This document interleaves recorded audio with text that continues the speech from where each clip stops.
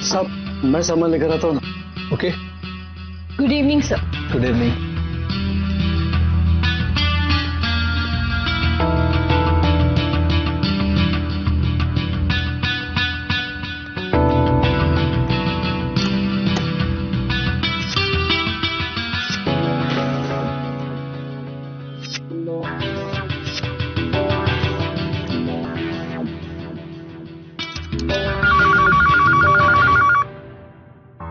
Hello, Mahato ji कहाँ हैं? Ram sir, आज संडे है ना, तो मातो सर पूल के पास ही होंगे। ये मातो बहुत ही खड़ूस आदमी है। मैं स्विमिंग नहीं कर सकती क्योंकि उसे पूल साइड अकेले बैठना है। इस मातो को ना मैं सबक सिखा के आऊंगी। बुढ़ा साला महतो खुद तो कुछ करता नहीं है और हमसे गधे की तरह काम करवाता है। आज रात को बुफे लगेगा, चाहे रिसोर्ट में कोई खाने के लिए मेहमान हो चाहे ना हो। और तनख्वाह के नाम पे देता क्या है? चवन्नी। जीवन, शांत हो जा भाई, शांत हो जा। अब बहुत हो गया, अब ये मैं ज्यादा दिन नहीं चलने दूंगा।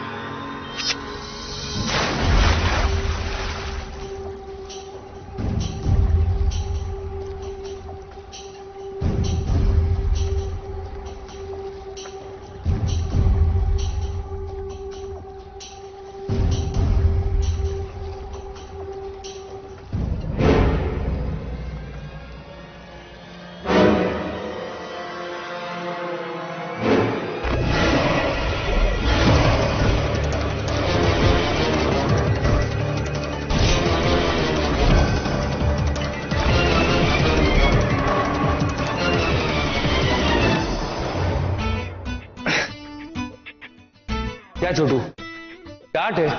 टाट जैसे खेलना, हथौड़ा नहीं है, निकल ही नहीं रहा है।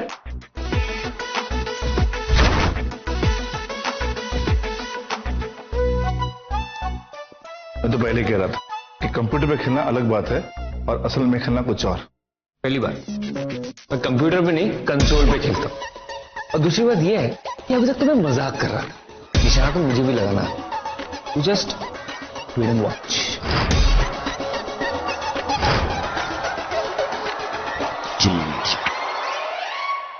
Sorry sorry sorry.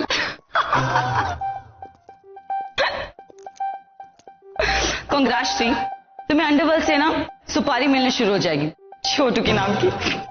Very funny रिया, इतना आसान नहीं है जितना दिखता है। भरोसा नहीं होता ना, ट्राई करके देखो।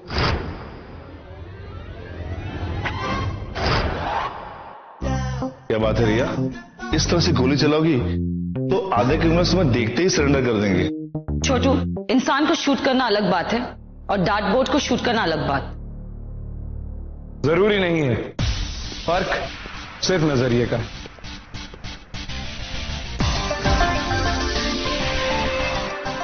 इसे मारने की जगह अगर इस बात पे ध्यान दोगी कि क्यों मार रही हो,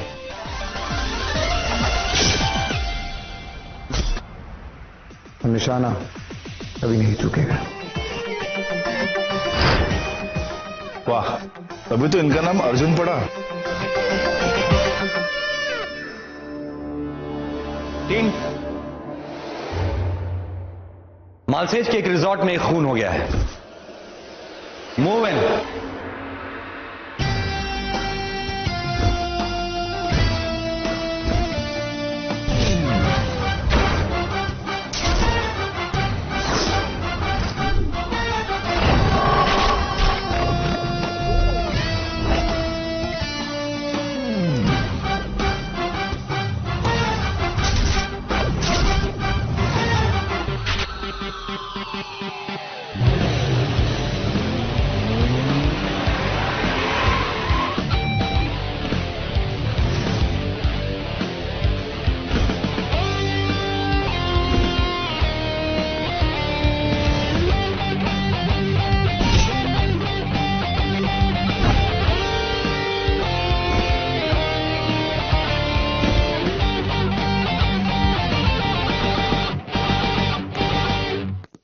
महातो, इस रिजॉर्ट का मालिक, उम्र 50 के ऊपर की थी। आज सुबह एक गेस्ट स्विमिंग करने आई तो उसे इसकी बॉडी पत्थर से बंधी हुई पूल के अंदर मिली। मौत गला घोटने से हुई है और डॉक्टर का मानना यह है कि कत्ल शायद कल रात 11 और 12 के बीच में हुआ। जिस गेस्ट को इसकी बॉडी मिली वो कहाँ है? अपने कमरे में अपने हस्बैंड के साथ। बहुत घबराई हुई है सर। काफी बुरी हालत है, चेहरा तो पहचाना भी नहीं जाता। उंगलियां भी जली हुई है सर। कमाल है, उंगलियां जली हुई, चेहरा बिगड़ा हुआ। कैसे कह सकते हो कि ये महतो की बॉडी है? सर स्टाफ ने इसकी वजह से कपड़ों से की है। इसके वॉलेट में इसका आईडी था। बॉडी को दूसरे से ये भी कंफर्म हो रहा है कि ये मैं तो ये। चेहरा इसलिए बिगाड़ा जाता है ताकि कोई इसे पहचान ना सके। फिंगरप्रिंट्स ना मिले इसलिए या तो उंगलियां जला दी जाती हैं या काट दी जाती हैं। लेकिन इसके साथ ऐसा क्यों किया गया? हाँ, पहचान छुपाने के लिए चेहरा बिगाड़ा गया है और उंगलियां भी जलाई गई, पर इसकी बॉडी पे निशान और जेब में आईडी प्रूफ क्यों छोड़ गया वो? मारने के बाद इसे इसी के रिजॉर्ट के स्विमिंग पूल में फेंक दिया ताकि ये आसानी से मिल भी जाए।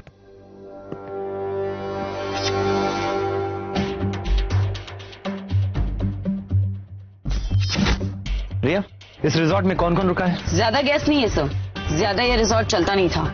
यहाँ सिर्फ 2 कपल्स हैं, गुप्ताज और खन्नास, और एक आदमी है अमित रे जो यहाँ आता जाता रहता है और महातो को काफी अच्छी तरह जानता है। गेस्ट के अलावा राम, जो इस रिसोर्ट का मैनेजर है, वो यही रहता है बाकी के स्टाफ के साथ। छोड़ू, रिजॉर्ट में जितने भी लोग हैं सबको ये बता दो कि जब तक हमारी इन्वेस्टिगेशन खत्म नहीं हो जाती कोई भी रिजॉर्ट छोड़ के बाहर नहीं जाएगा। और उसके बाद तुम और रिया स्टाफ से पूछताछ करो। श्री, तुम हमारे साथ महतो के कमरे में चलो, देखते हैं वहां क्या मिलता है। ये महतो सर का कमरा है।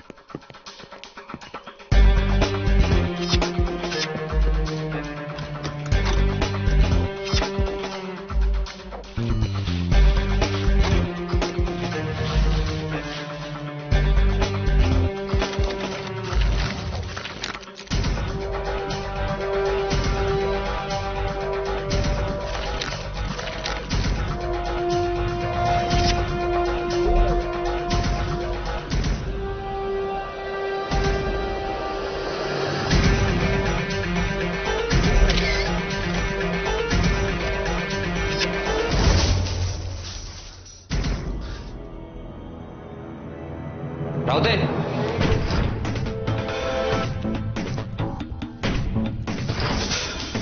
यहां भी गांजा।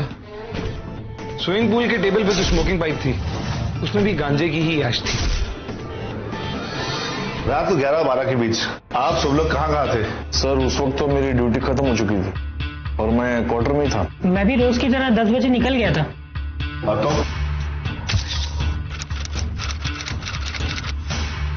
सर मैं तो यही था सर, किचन में खाना बना रहा था, midnight buffet. Midnight buffet? But यहाँ तो गेस्ट बहुत ही कम आते हैं। एक्चुअली मैं मातो साहब का ऑर्डर था, संडे को मिडनाइट बुफे लगेगा ही लगेगा। मैडम, जीवन सच बोल रहा है। वो कल रात मेरे साथ ही ड्यूटी पर था और खाना बना रहा था। जब तक ये केस सॉल्व नहीं हो जाता हम लोग इसी रिजॉर्ट में रुकेंगे। आप में से किसी को कुछ भी याद आए जो इस केस से जुड़ा है तो आप हमें बता सकते हैं। श्रीकांत, ETF। महातो साहब के बारे में कुछ जानकारी चाहिए था। महातो साहब इतना दिखते नहीं थे। जब से हम देख रहे हैं बस 2 या 3 बार देखा होगा उन्हें। आपको उनकी कोई बात अजीब या अटपटी लगी? नहीं, वो चुपचाप ही रहते थे, लेकिन आदमी हमें वो ठीक ठाक ही लगते थे। जब उनकी बॉडी मिली उस वक्त पूल के आसपास कोई और भी था? कोई नहीं था। आमतौर पे तो आप रात को स्विम करती हैं, तो आज सुबह कैसे चली गई? आपको कैसे पता चला? 2 स्विमिंग गॉगल्स। ये बात तो साफ है कि आप दोनों को स्विमिंग का बहुत शौक है। आपके पति धूप में स्विम कर करके टैंड हो चुके हैं, पर आप पे तो धूप का इफेक्ट बिल्कुल भी नहीं है। जी हाँ, मेरी स्किन यूवी रेज के लिए बहुत सेंसिटिव है और धूप में टैनिंग के कारण मेरी स्किन खराब भी हो जाती है। इसलिए ज्यादातर टाइम मैं हमेशा रात को ही स्विमिंग करती हूँ। पर कल रात को नहीं कर पाई। क्यों? क्योंकि स्टाफ के लोगों ने कहा संडे की रात को पूल सिर्फ मिस्टर महातो के लिए रिजर्व रहता है। एकदम से मुझे एकदम से क्या? आपको गुस्सा आ गया? उसके बाद आपने महातो जी से बात करी? नहीं। तो फिर आपने क्या किया? आप अपने कमरे में आके सो गई या फिर कुछ और? मैं स्क्वॉश खेलने के लिए चली गई थी। कोई है जो इस बात की गवाही दे सके कि उस वक्त आप स्क्वॉश खेल रही थी? हाँ, जितनी देर मैं उस स्क्वॉश कोर्ट में थी एक अटेंडेंट था। करीबन 1 घंटे बाद मैं खेल के वापस अपने रूम में आ गई और नहाई और फिर सो गई। हर संडे नाइट की तरह कल रात को भी मातो सर पूल के पास ही बैठे थे। एक्चुअली 6 महीने पहले उनकी वाइफ की डेथ हो गई थी। उससे पहले वो हर संडे अपनी वाइफ के साथ पूल साइड पर ही डिनर करते थे, लेकिन उनकी वाइफ की डेथ के बाद वो हर संडे उनकी याद में ऐसे स्पेंड करते थे।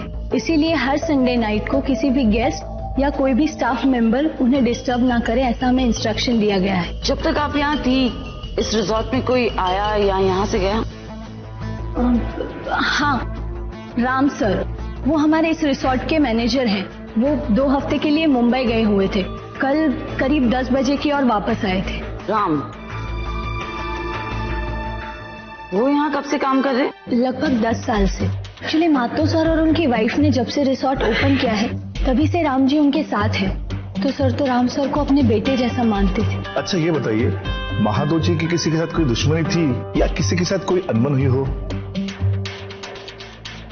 देखिए, आप घबराइए मत। आप जो भी कुछ जानती है हमें सब कुछ सच सच बता सकती है। पता नहीं इस बात का सर के मर्डर से कोई ताल्लुक है या नहीं, लेकिन कुछ दिनों पहले मैंने अमित रे को सर से झगड़ा करते हुए देखा था। अमित रे? वो यहाँ रेगुलर है, आते जाते रहते हैं, लेकिन झगड़ा किस बात पर हुआ था ये मैं नहीं सुन पाई। क्या आप हमें बता सकती है ये अमित रे कौन से कमरे में ठहरे? देखिए, मैं महातो जी के काम से ही मुंबई गया था। कुछ फाइनेंशियल और लीगल मैटर्स थे। आप ही क्यों गए?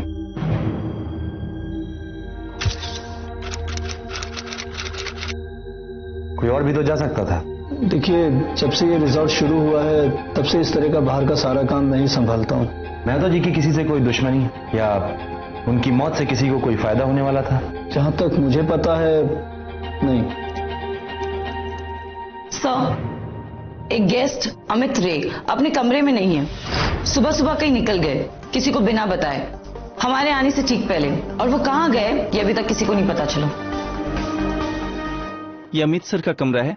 अमित सर यहीं ठहरते हैं।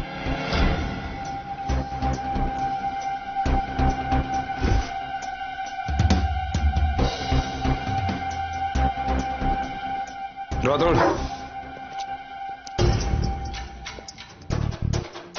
इसमें भी गांजा। स्विमिंग पूल के साइड पे जो पाइप पड़ी थी उसमें भी गांजा था। महतो के कमरे में भी हमें गांजा ही मिला। महतो के कमरे से कुछ पेपर्स मिले थे अमित रे के नाम से। शायद ये वही अमित रे है। पता करो उन पेपर्स में उसका एड्रेस है क्या? रिसेप्शन से पता करो कि अमित रे की कोई फोटो आईडी है क्या? अगर वो यहाँ अक्सर आता जाता रहता था तो उनके पास कोई ना कोई फोटो आईडी जरूर होनी चाहिए उसकी। Okay sir.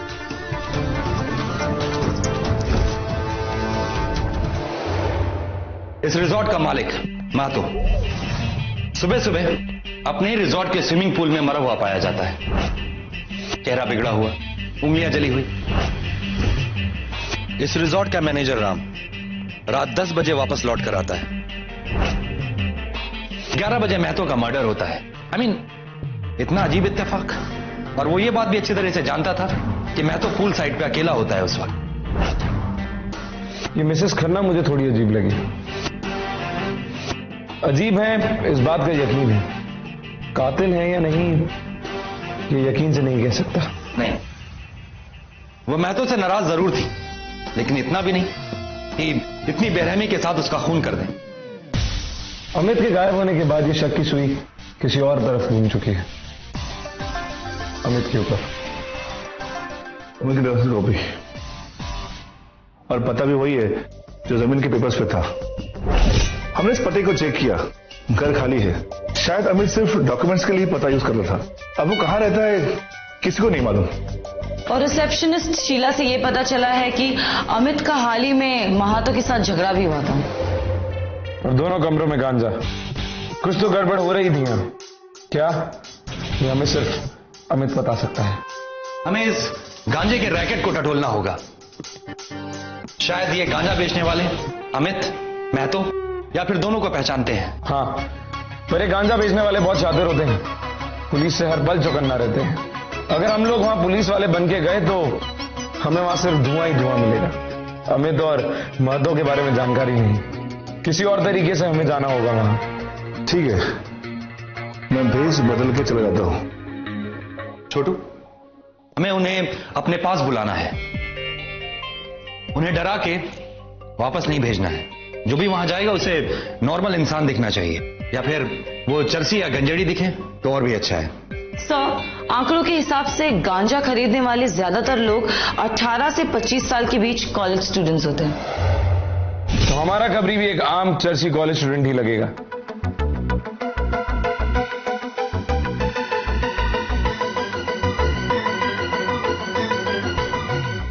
मैं चर्ची थोड़ी दिखता हूं।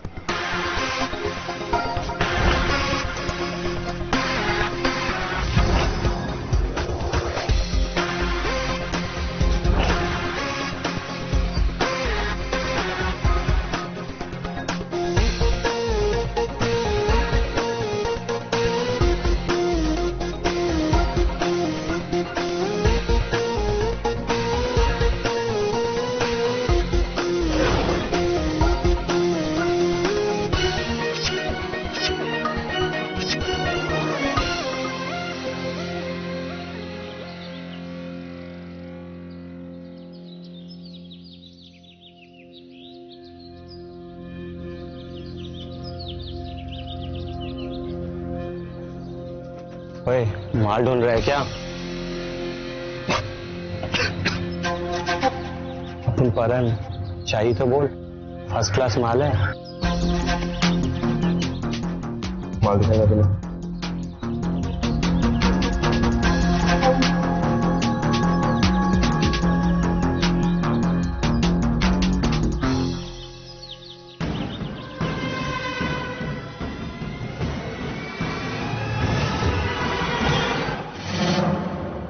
जो पूछ रहे हैं उसका सही सही जवाब दो, क्योंकि बचने का सिर्फ यही चांस है। इसको देखा है?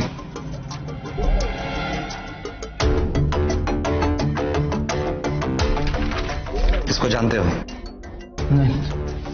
नहीं पहचानता। एक मिनट रुको।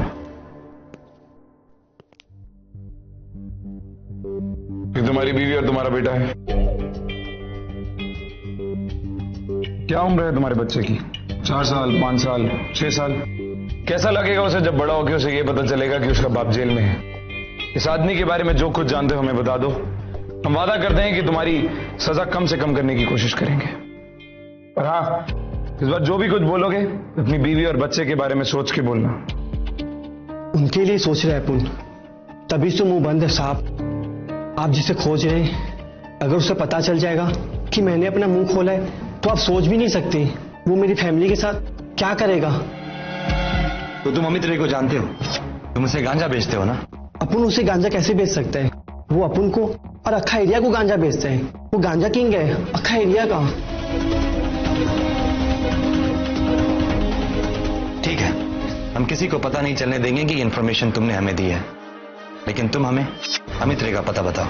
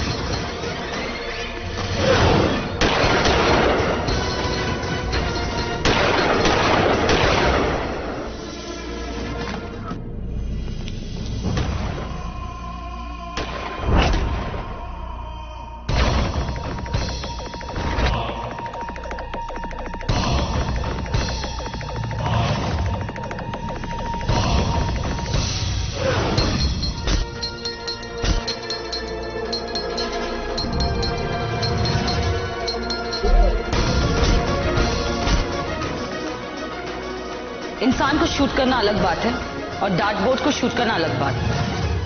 रिया, आज तो तुमको शूट करना ही पड़ेगा।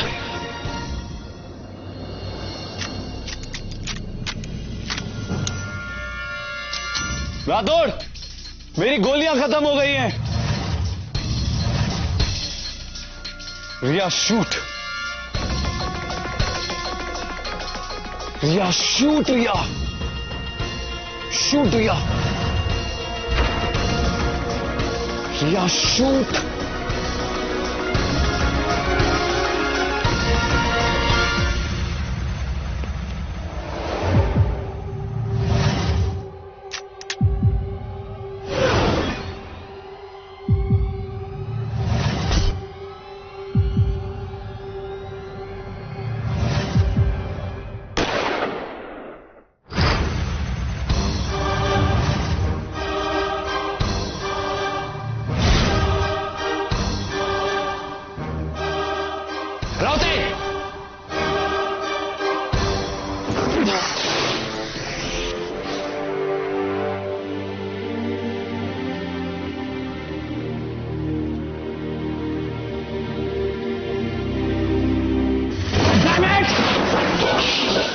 भाग गया वो? नहीं, यही है, ढूंढो उसे छोटू।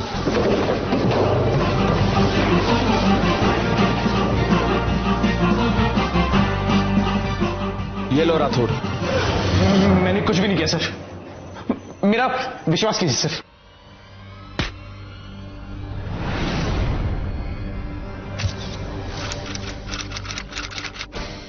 बकवास बंद गाजा की, तेरा खेल खत्म हो चुका है, अब सिर्फ सच।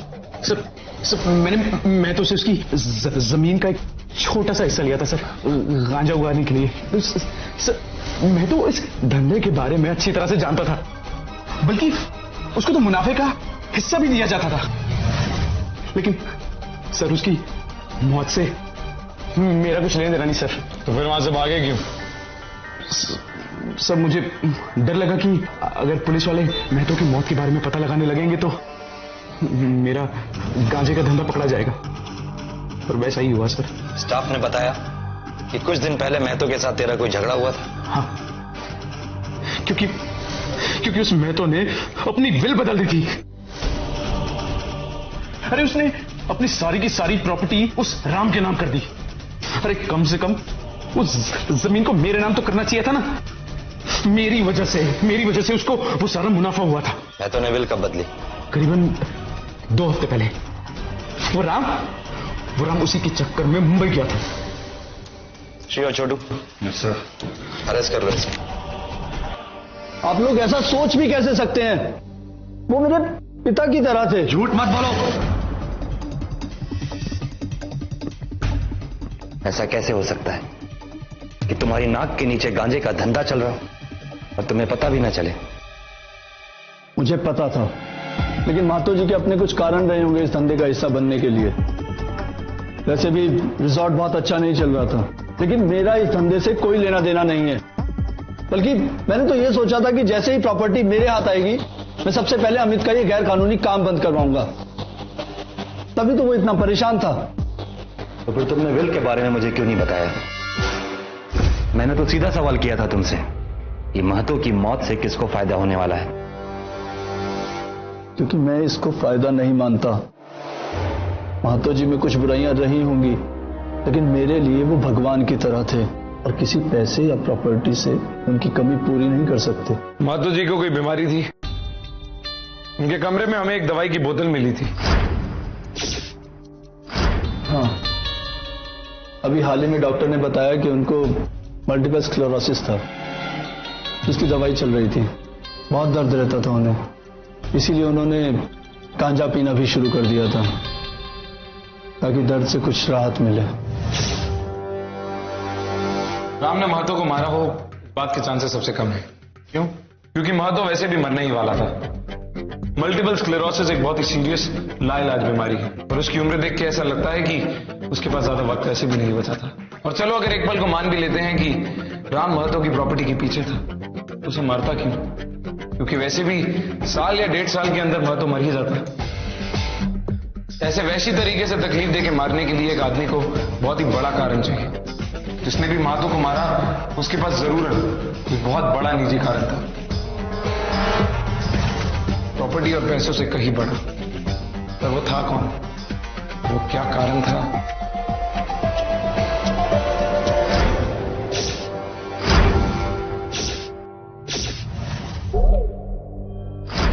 अब तक तो सारे रास्ते बंद ही मिले हैं।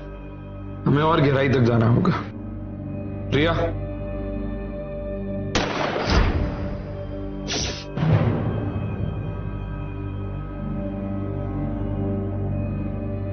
रिया। हाँ महतो के बारे में जो जो इंफॉर्मेशन है वो बताओ। Yes sir. मेरी जानकारी के हिसाब से वो अपनी पत्नी रति के साथ यहाँ 10 साल पहले आए थे और ये रिजॉर्ट बनाया था। करीबन 40 लाख की इन्वेस्टमेंट की थी। और उससे पहले? उससे पहले कब पता नहीं। और उसकी बीवी रति?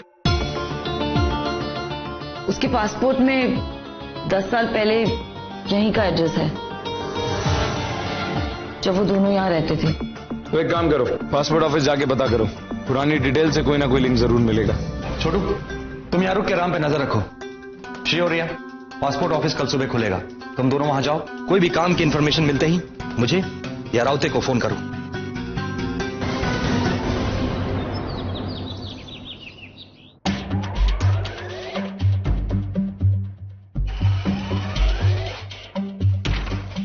आपको इनकी तलाश थी ना, रति आगरकर।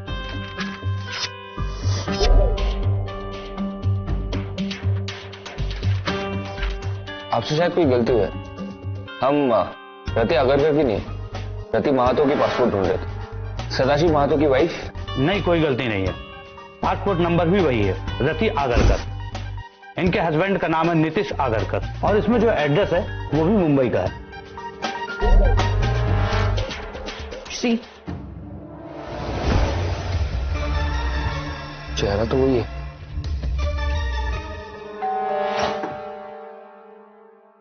जी कहिए। एटीएफ में से रनाड़े, आपके नेबर्स के बारे में कुछ सवाल पूछने हैं। करीब 10 साल पहले आपके यहाँ एक कपल रहा करता था। आगरकर? हाँ, रति मेरी बहुत अच्छी दोस्त थी। कैसी है वो? बहुत दिनों से उसकी कोई खबर ही नहीं है। वो यहाँ से गए कब? आप तो पुलिस वाले हो, आपको पता होना चाहिए। कितना ट्रेजिक केस था। कौन सा केस? उसके पति नीतीश आगरकर का कत्ल हो गया था। उसके करीब 1 साल बाद में रति कहीं चली गई, फिर उसके बारे में कोई खबर ही नहीं है। Thank you.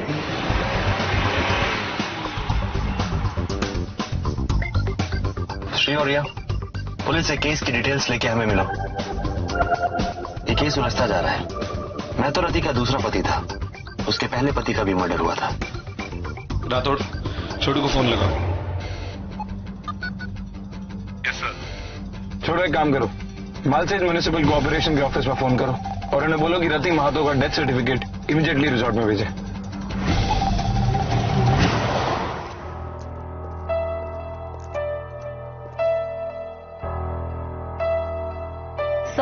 नीतीश आगरकर का टेक्सटाइल का बिजनेस था और इसी के लिए वो मुंबई और पूना के बीच काफी ट्रैवल करता था।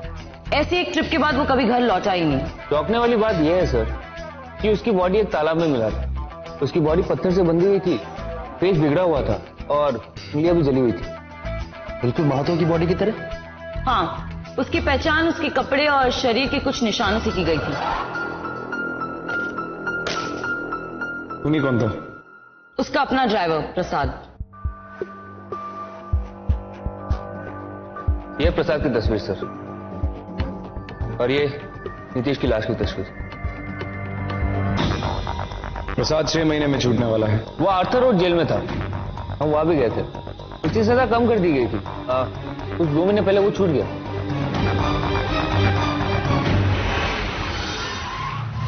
सर, रति की मौत दिल का दौरा पड़ने से हुई थी। जिस डॉक्टर ने उसका सर्टिफिकेट बनाया था उससे मिलके आ रहा हूं। मेरे ख्याल से सर सब कुछ बराबर है। लेकिन इन दोनों मर्डर्स में एक बात बिल्कुल कॉमन है। पहले रति के पहले पति नितेश को उसी का ड्राइवर प्रसाद मार देता है। चेहरा बिगड़ा हुआ, उंगलियां जली हुई। फिर प्रसाद को जेल हो जाती है। रति कुछ महीनों के बाद वहां से निकल जाती है।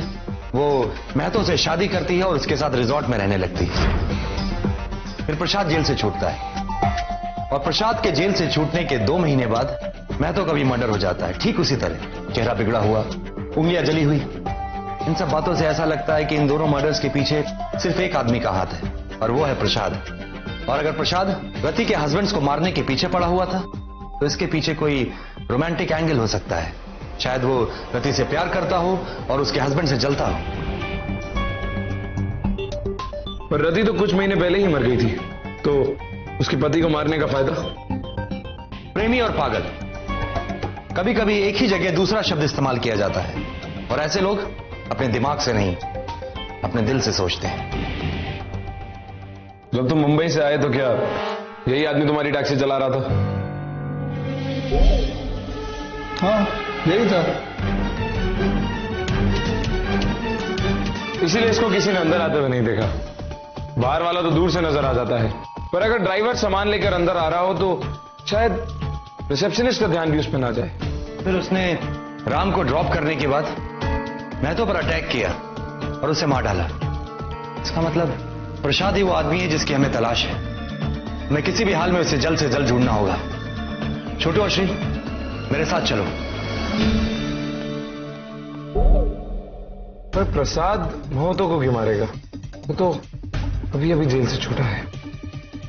कहीं कुछ छूट रहा है।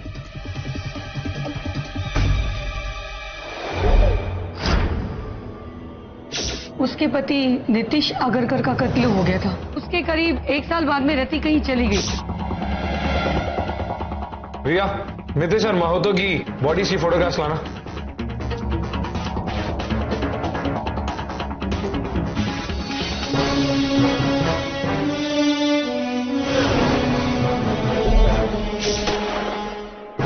रिया,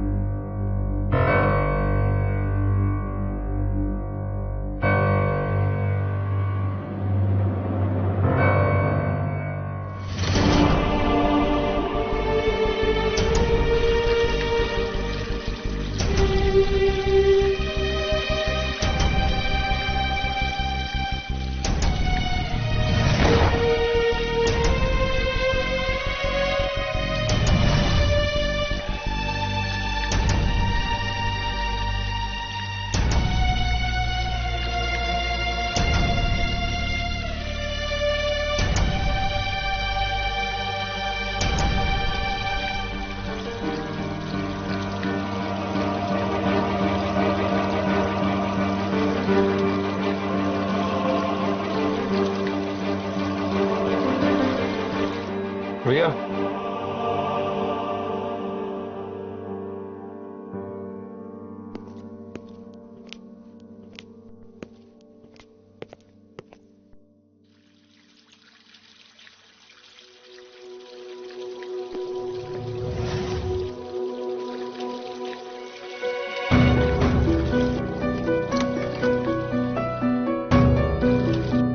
रिया, रिया,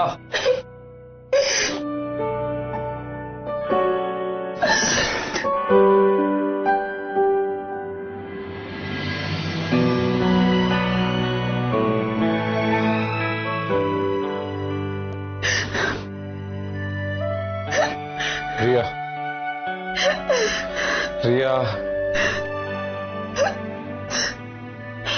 तुमने एक जान ली नहीं है रिया, एक जान बचाई है। दोनों में बहुत फर्क है।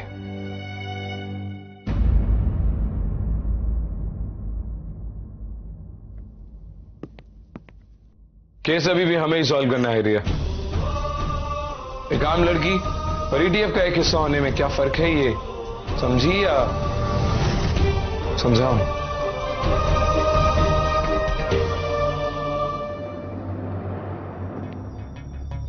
दो दिन पहले आपकी टैक्सी मुंबई से मालसेज घाट गई थी।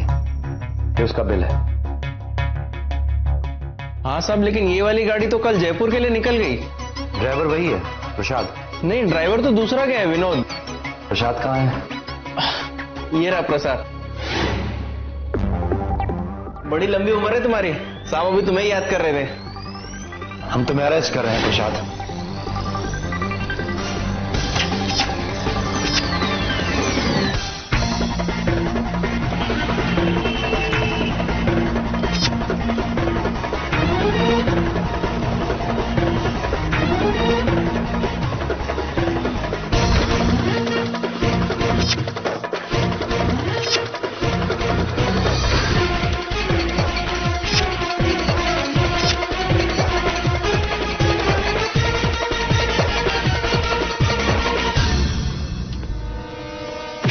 कोई फायदा नहीं है राठौड़, हम प्रसाद को अरेस्ट नहीं कर सकते।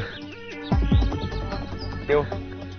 क्योंकि एक ही आदमी को एक ही कत्ल की सजा 2 बार नहीं मिल सकती। तुम क्या कह रहे हो रावते? पहचान 2 मगर आदमी एक। नीतीश आगरकर और महातो दोनों एक ही आदमी थे।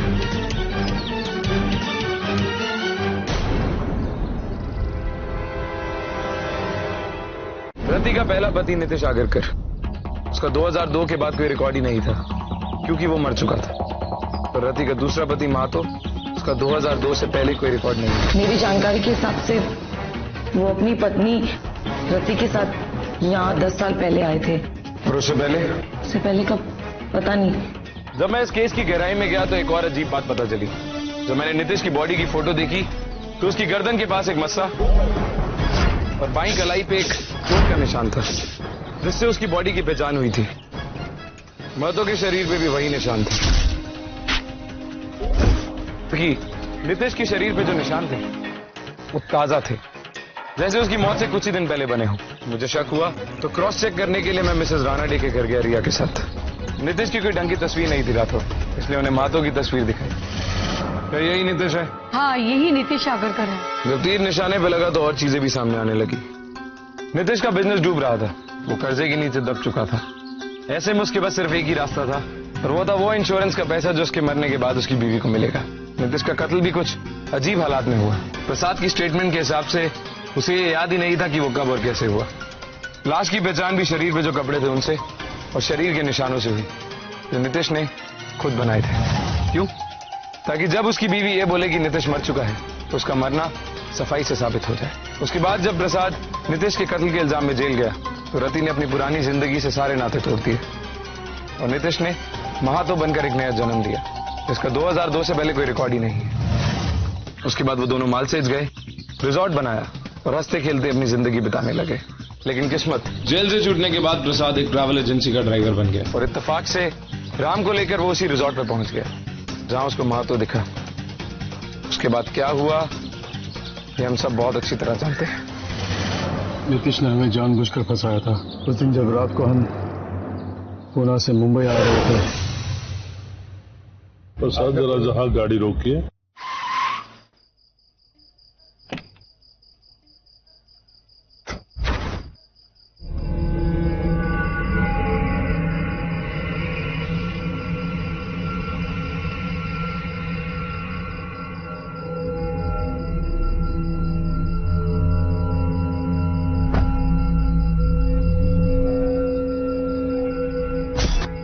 साहब,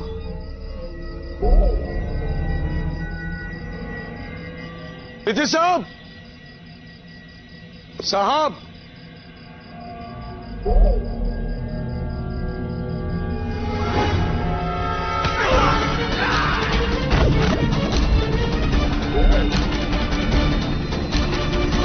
और फिर जब सुबह में होश आया तो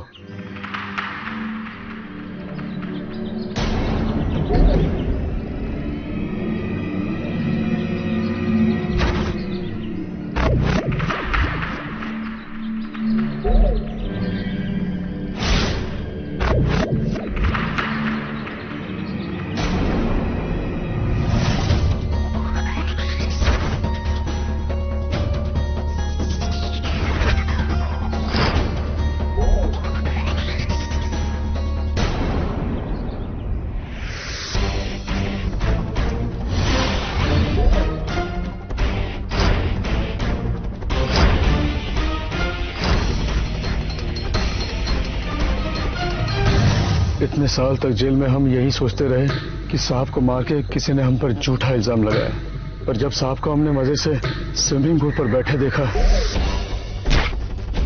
तो हमारा माथा थनका। उस वक्त सारा का सारा खेल हमें समझ में आ गया। फिर हमने सोच लिया कि इनको भी वैसे ही मारेंगे जिसे मारने के लिए हमने इतनी लंबी सजा काटी है।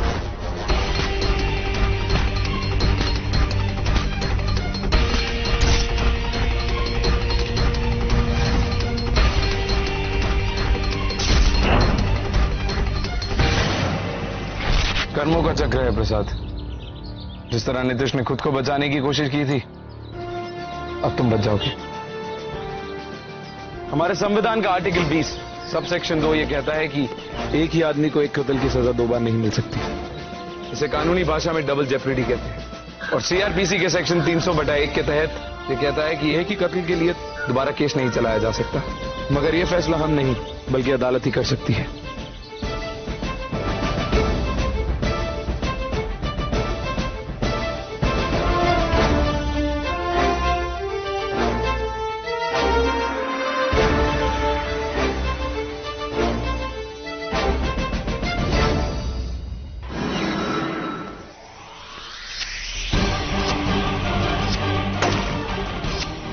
मरने वाले का नाम कल्पेश कापरा है। पिछले 8 साल से स्टॉक ब्रोकर था। पठान, इसका बदला लूंगा अर्जुन रावते। देख लेंगे पठान। रावते संभालो अपने आप को। कोर्ट के बाहर खड़े हैं हम। शॉट।